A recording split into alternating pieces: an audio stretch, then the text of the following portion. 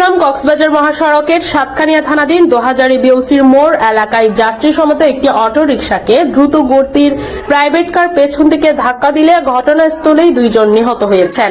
আজ বুধবার ২৫ মার্চ সকাল আনুমানিক ৯টা ১৬ মিনিটে সাতকানিয়া থানাধীন চট্টগ্রাম কক্সবাজার মহাসড়কের ২০০০ বিওসির মোড় এলাকায় এই দুর্ঘটনা ঘটে।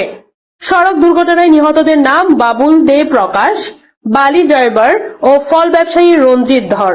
রিকশায় থাকা অপর ৪ যাত্রীও গুরুতর আহত হয়েছেন বলে জানিয়েছে সাতকানিয়া থানা পুলিশ।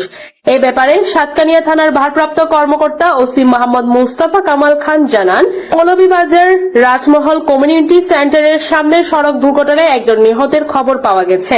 নিহত ব্যক্তির ময়নাতদন্ত ও আহতদেরকে চিকিৎসার জন্য স্থানীয় ও চট্টগ্রাম মেডিকেল কলেজ হাসপাতালে পাঠানো হয়েছে। এই দুর্ঘটনার একটি ভিডিওতে দেখা যায় চট্টগ্রাম মহাসড়কের সাতকানিয়া থানাধীন মৌলবীর দোকান এলাকায় সড়কের উপর দাঁড়ানো ছিল কয়েকজন যাত্রী। কিছুক্ষণ পর একটি অটোরিকশা এলে তারা কথা বলে ওই অটোরিকশাকে উঠে পড়েন।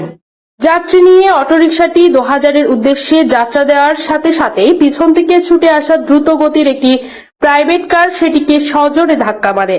কারের ধাক্কায় অটোরিকশাটি যাত্রী সমেত প্রায় ২০ গজ দূরে ছিটকে পড়ে। এতে রিকশাতে থাকা প্রায় সকলেই গুরুতর আহত হন। সাতকানিয়া থানার ডিউটি অফিসার SI রাসেল জানান, দুর্ঘটনায় নিহত ব্যক্তির নাম বাবুল দে। তিনি সকালে অটোরিকশায় করে মৌলবীর দোকানের দিকে যাচ্ছিলেন।